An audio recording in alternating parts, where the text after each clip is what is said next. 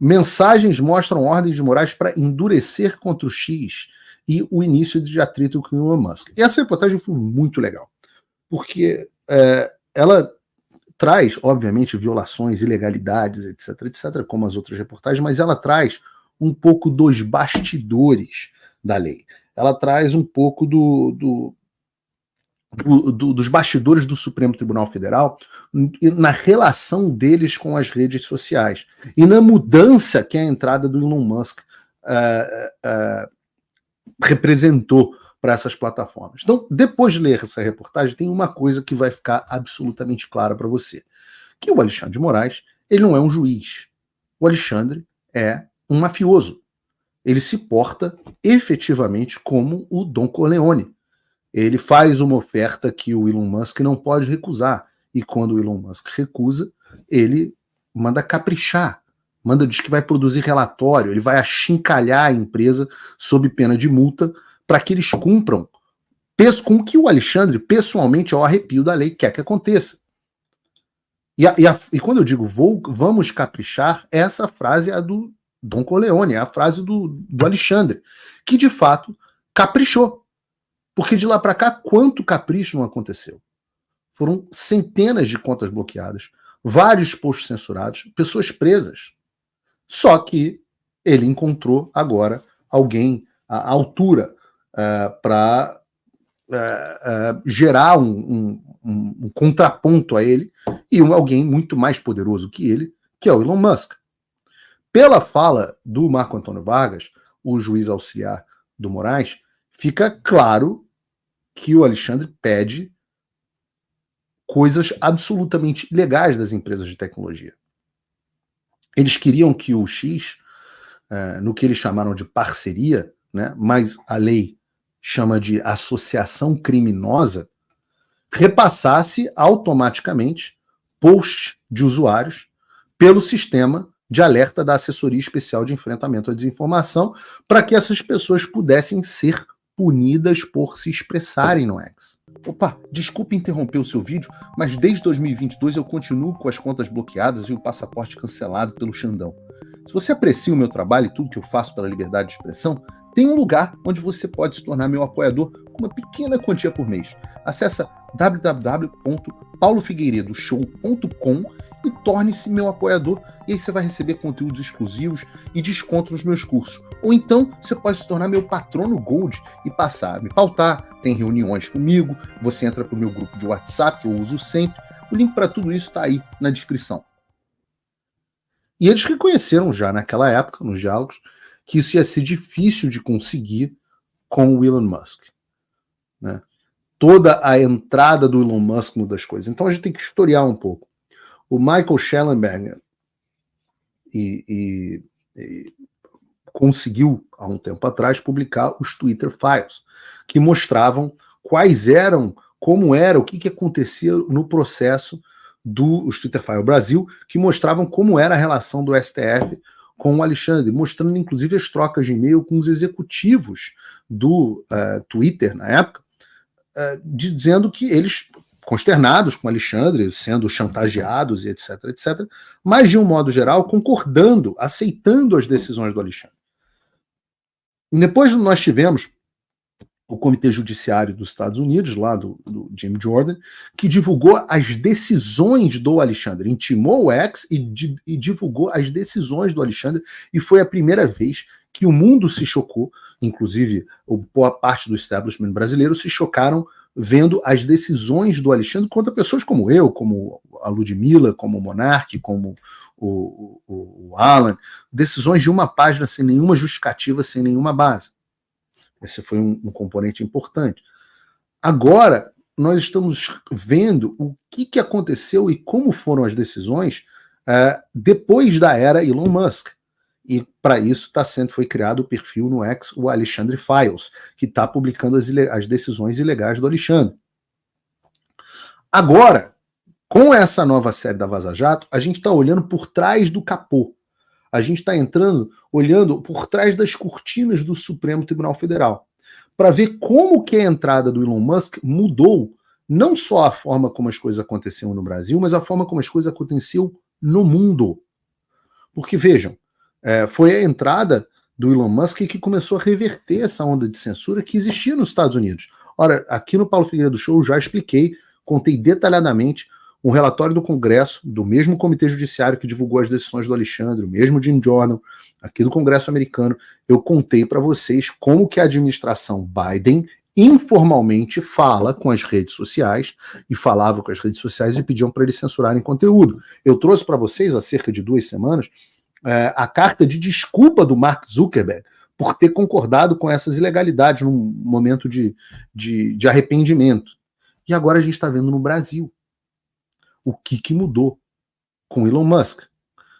E o quanto que seria difícil de conseguir com o Musk, o que eles pensaram em propor foi que o X fizesse uma interpretação alexandrina das suas próprias políticas, das políticas da plataforma, daqueles termos de serviço que a gente concorda sem nem ler, para que fosse possível compartilhar informação com os laranjas, os capachos do Alexandre lá no escritório de enfrentamento à desinformação, os juízes assessores e tudo mais.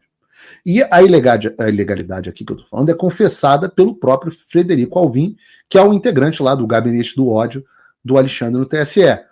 Ele reconhece que eles não estavam em período eleitoral e que o TSE não poderia legalmente fazer absolutamente nada.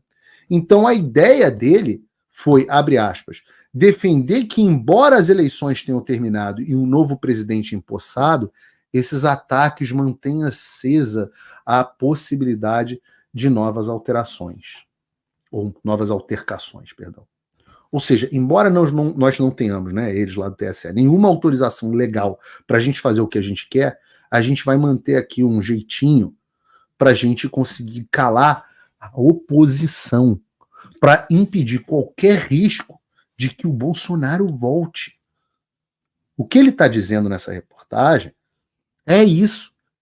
A gente não pode parar de censurar as pessoas, a gente não pode fazer o que a Carmen Lúcia prometeu, que era só um pouquinho, só a cabecinha, que vai ser censura, vai ser só um pouquinho, porque a gente achou que o Bolsonaro ia ficar debaixo da terra, que a popularidade do Bolsonaro ia desabar, mas enquanto o bolsonarismo continuar falando, a gente fica sob ameaça.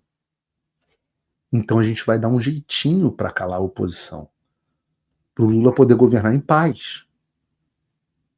E vejam os pedidos que o Frederico Alvim faria ao representante do X. Que eles removam todo o conteúdo e se comprometam a remover os conteúdos semelhantes sempre que eles acionarem o sistema de alertas, ou seja, sempre que eles quiserem. 2, que ao menos eles removessem aquele conteúdo imediatamente, a ordem de prioridade deles era que se não remover todos imediatamente, que pelo menos aqueles removessem, enquanto eles discutiam uns ajustes nas políticas, numa reunião com o representante do X. E isso deveria assustar qualquer pessoa normal. O que o capacho, lá, o laranja do Alexandre queria, era que o TSE tivesse o poder de mandar no X para que toda postagem apontada pelo TSE pudesse ser imediatamente retirada.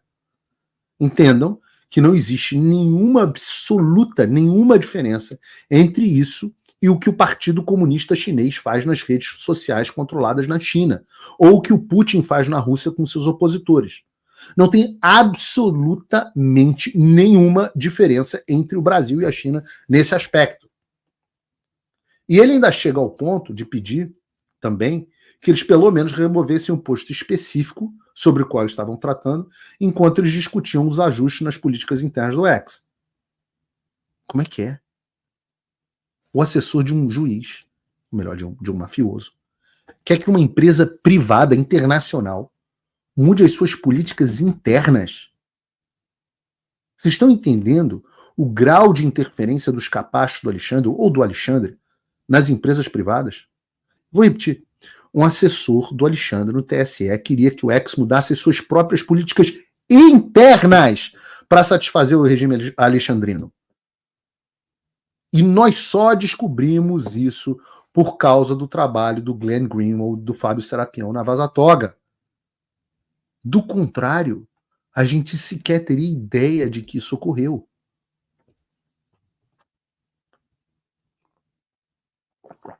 E reparem, lembrem, que o Elon Musk disse isso quando ele começou essa confusão.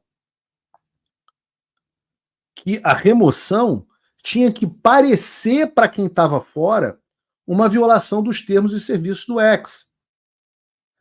Do Twitter, do X, do X, como você quiser. Então ela seria uma remoção clandestina. Você ia ter o seu conteúdo excluído, mas não saberia que foi por uma ordem judicial. Então você não tem nem como se defender.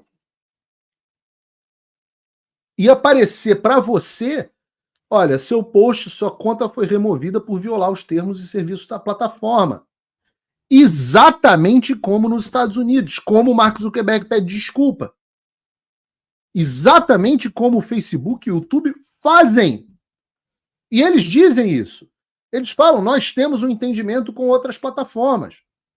O nosso canal, inclusive, que o YouTube responde uma notificação extrajudicial que está tudo bem com o meu canal, mas eu continuo tendo o grau de shadow ban, né, que é o conteúdo não ser mostrado para as pessoas. Eu peço até que você veja, se você está inscrito no canal do Paulo Figueiredo Show e também na TV Flórida, que está nos transmitindo.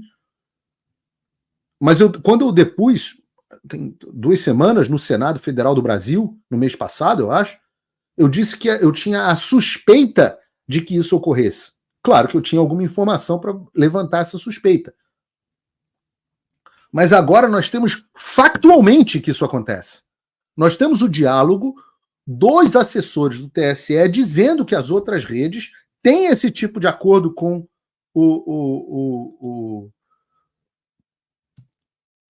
demônio lá, o Alexandre. Então o X desobedeceu. Mas e as outras redes?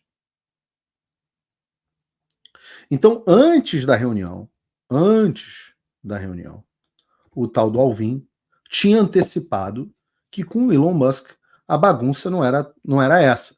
Ele falou, vou ver o que eu consigo. Mas já adianto que com a entrada do Musk, a equipe dele deixou de tomar as decisões de moderação. Essas decisões estão sendo tomadas por um colegiado do qual eles não participam.